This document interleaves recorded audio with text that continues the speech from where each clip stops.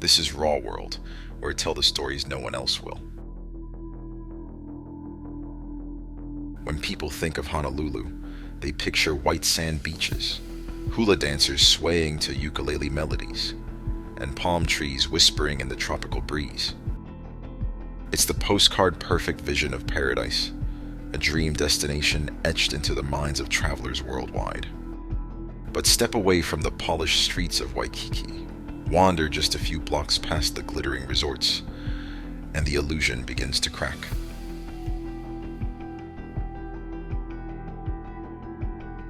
Tents line the sidewalks. Shopping carts brim with personal belongings.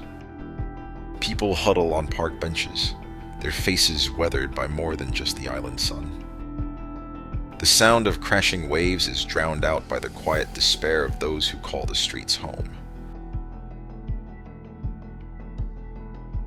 This is the Honolulu you won't find in travel brochures, the story of a paradise fractured by a homelessness crisis that challenges the very idea of what paradise means. Today, here at Daily Homeless News, we uncover the untold stories of those living in the shadows of the world's most beautiful places. We dive into Honolulu's hidden crisis, a tale of staggering statistics, human struggles, and a community grappling with its moral compass.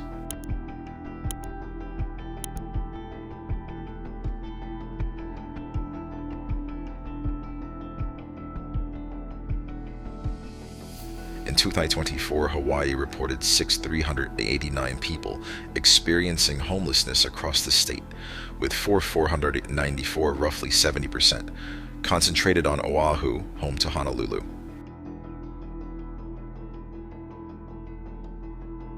That's a 12% increase from 2023, according to the annual point-in-time count conducted by Partners in Care and sponsored by the U.S. Department of Housing and Urban Development, HAAWK. To put it in perspective, Hawaii has one of the highest per capita homelessness rates in the U.S., with approximately 44. 9 people per 10,000 residents living without stable housing, nearly triple the national average of 16 per 10,000. On Oahu alone, 2,766 people were unsheltered in 2024, a number that has nearly doubled over the past decade.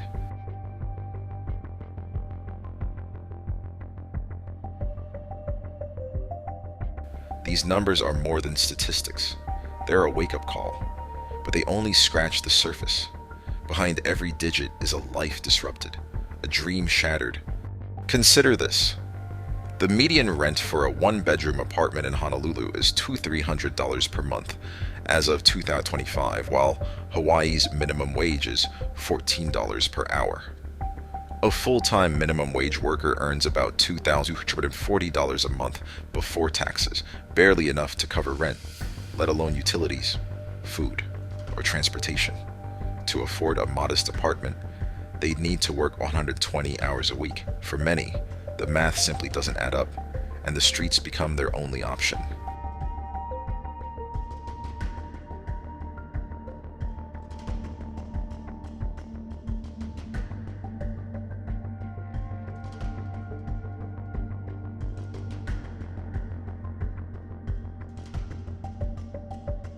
The duality of Waikiki, paradise and pain. Waikiki is Honolulu's crown jewel, a glittering strip of beachfront hotels where tourists sip Mai Tais and watch the sunset. But just beyond the resort gates, the reality is starkly different. Tents dot the sidewalks. People sleep on bus stop benches, their belongings bundled in plastic bags. The contrast is jarring. One side of the street boasts $500 a night suites. The other, a struggle for survival. This isn't an anomaly. It's Honolulu's new normal. The city's sweeps, regular cleanups of homeless encampments have become a controversial fixture. Tents are dismantled, possessions confiscated, and people displaced.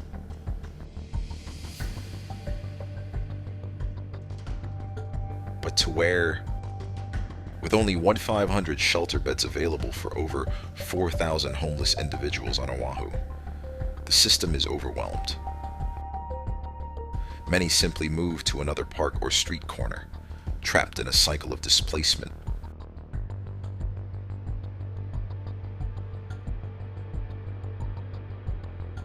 A local activist puts it bluntly, "We're not solving homelessness. We're just hiding it from the tourists. The sweeps may clear the streets temporarily, but they do little to address the root causes. Instead, they deepen mistrust between the homeless community and authorities, making it harder for outreach workers to connect people with services." How would you feel if your belongings were taken during a sweep?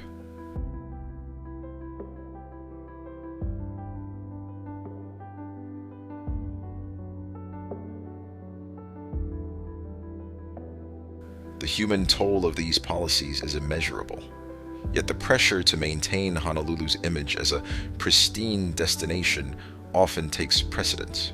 And while officials proudly point to clean sidewalks and tourist-friendly boulevards, the unraveling of Honolulu's social safety net tells a different story, one they'd rather keep out of the frame.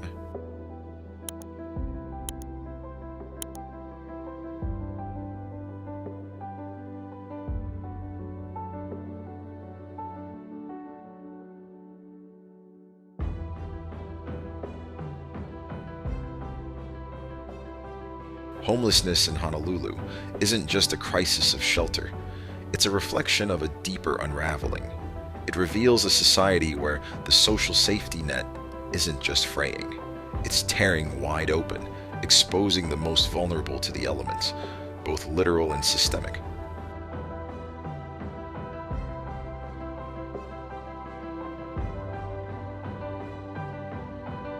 Take a closer look, and you'll see it's not just about a lack of housing. It's about the failure of the very systems meant to protect people before they ever reach the streets.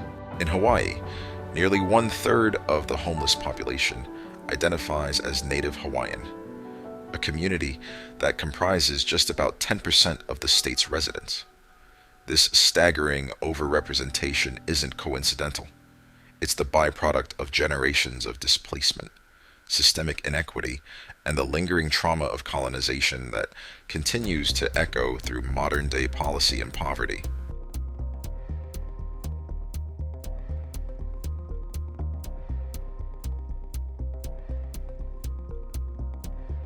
Healthcare, too, tells a grim tale.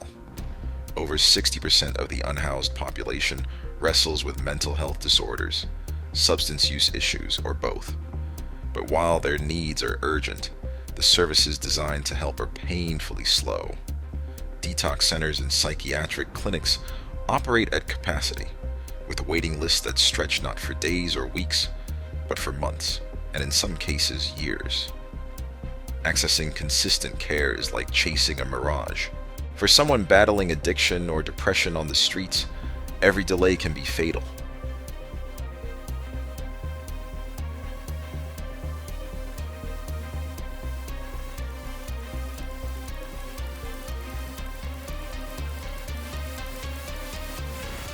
They're running beyond full, night after night.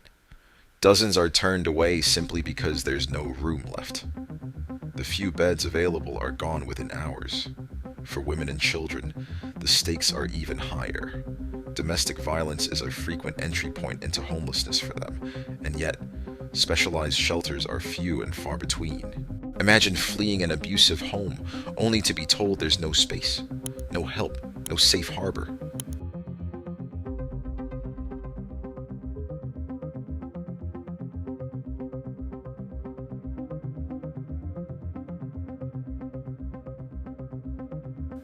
When society ignores the unhoused, everyone pays the price.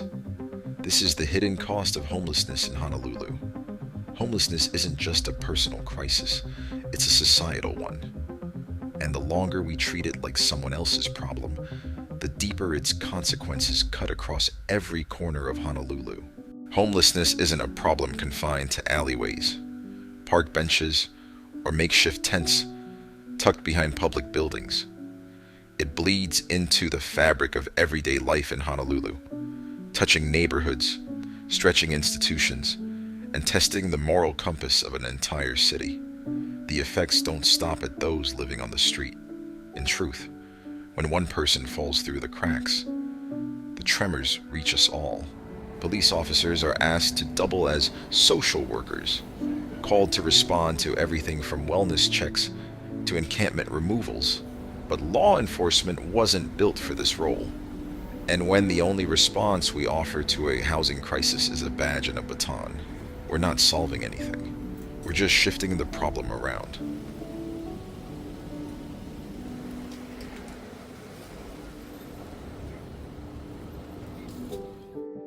Then there are the schools, often forgotten in this conversation, yet deeply affected. Educators report rising numbers of students who show up sleep-deprived, unfocused, or absent altogether. Some children bounce between motels, shelters, and the back seats of cars, robbing them not just of a good night's sleep, but of stability, structure, and a fair shot at their future. How can a child learn multiplication tables when they don't even know where they'll sleep that night? And let's not pretend that the general public is untouched. Residents voice growing frustration. Tourists who came seeking paradise are met with the uncomfortable sight of human suffering. The illusion of Honolulu as a polished postcard paradise cracks when you pass someone huddled on a street corner, their entire life in a backpack.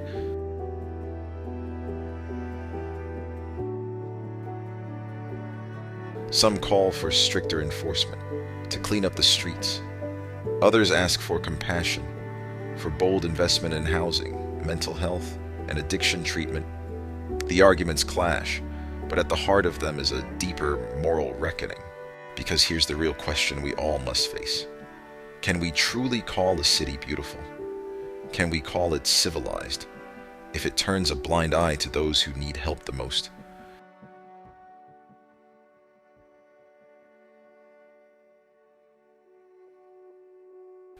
The answer doesn't lie in silence or inaction. It lies in whether we choose to see, to care, and to act. Because until we treat homelessness not as someone else's problem, but as our shared responsibility, those ripples will only grow stronger and closer to home.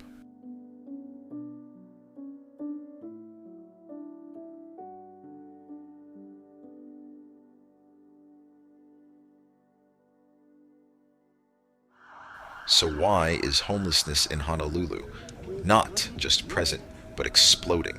The answer isn't simple, but it's brutally clear once you scratch beneath the surface. It's not just one bad policy or one unlucky break. It's a perfect storm: economic pressure, geographic isolation, and deeply rooted systemic neglect, all crashing down at once. Let's start with housing. Honolulu consistently ranks among the most expensive rental markets in the United States. As of 2024, the median rent for a modest one-bedroom apartment has soared past $2,200 per month. Now pause and consider this. At Hawaii's minimum wage of $14 an hour, a person would need to work more than 110 hours a week, every single week, just to keep a roof over their head. And that's without factoring in food, transportation, utilities, or childcare.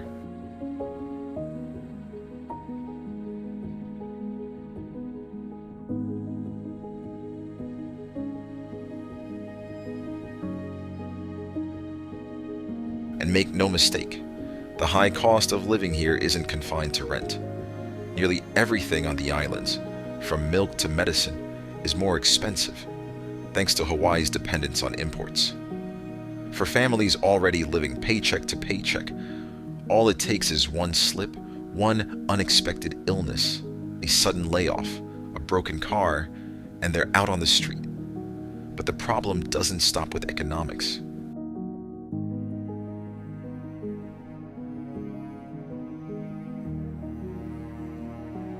Geography is destiny, and in Hawaii's case, that destiny is isolation. On the mainland, People in crisis can relocate to nearby cities or states with lower costs of living. In Hawaii, that option isn't just expensive, it's often impossible. A plane ticket off the island is a luxury many can't afford, turning the state's natural beauty into a trap for those already struggling. Then there are the systemic failures, those deeper, slower moving forces that grind people down over generations. There's a chronic lack of affordable housing construction, thanks to bureaucratic red tape, zoning restrictions, and community resistance. There's an over-reliance on tourism as the backbone of the economy, which creates seasonal, low-wage jobs with little security. And there's the harsh truth that Native Hawaiian communities, already displaced and disenfranchised by centuries of colonization, continue to bear the brunt of poverty and homelessness in their own homeland.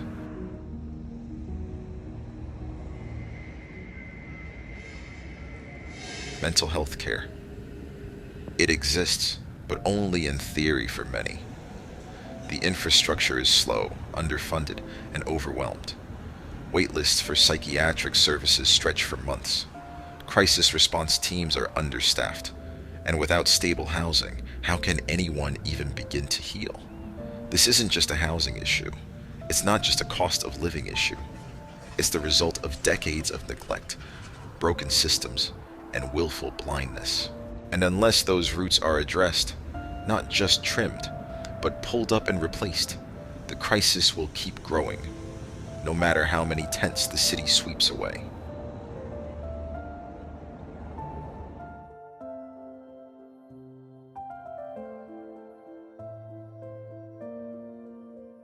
To be fair, Honolulu's leaders aren't standing idly by in the face of mounting public pressure and a crisis that refuses to remain hidden. Both state and city officials have stepped forward with initiatives aimed at confronting the homelessness epidemic. Governor Josh Green and Honolulu Mayor Rick Blangiardi have publicly acknowledged the scope of the issue, and they've backed it up with increased allocations for affordable housing projects and expanded homeless support services.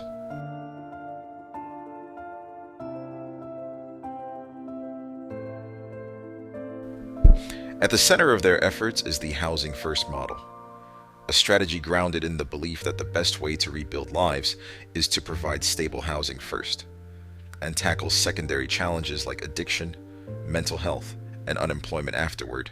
It's a model that's worked in cities across the globe, and in theory it makes perfect sense. Without a roof over your head, how can you possibly focus on recovery, employment, or even basic health?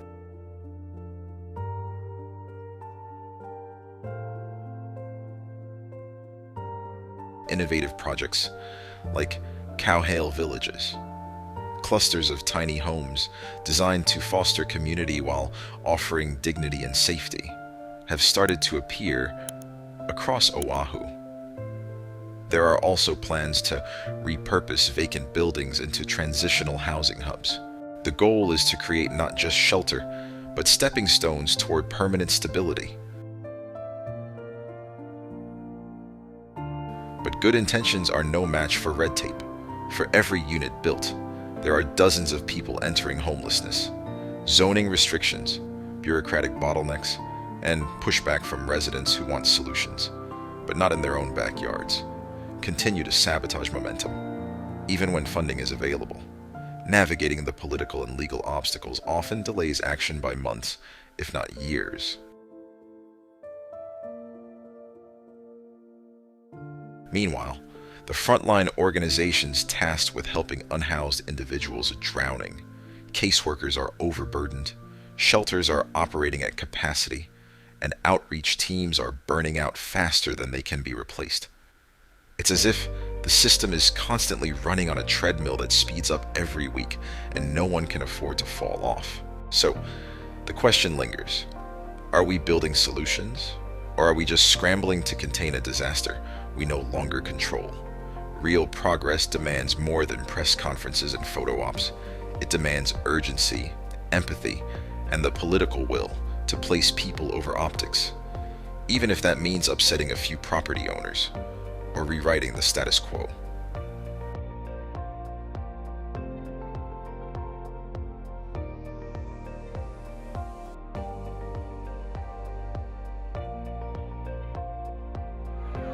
While there's no silver bullet, there are clear steps that could turn the tide.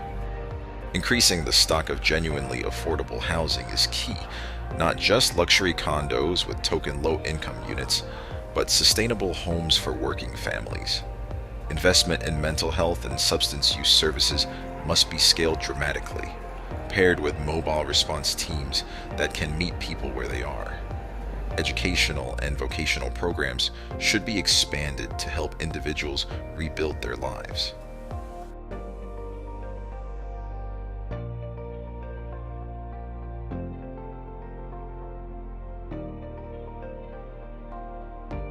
Equally important is public will. We must shift how we view homelessness, not as a blight to be hidden, but as a shared challenge demanding compassion, innovation, and action. If paradise is only for the wealthy, is it really paradise at all? The crisis in Honolulu forces us to redefine what it means to be a community. It's not just about scenery or weather. It's about whether people can live with dignity, whether every person has a place to call home. We can create a better future, but it will require more than hope. It requires bold leadership, community engagement, and a refusal to accept that tents on sidewalks are an acceptable norm.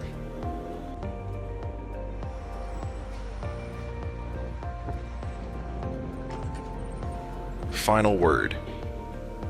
At Daily Homeless News, we believe stories like these matter because they remind us that homelessness isn't an abstract concept.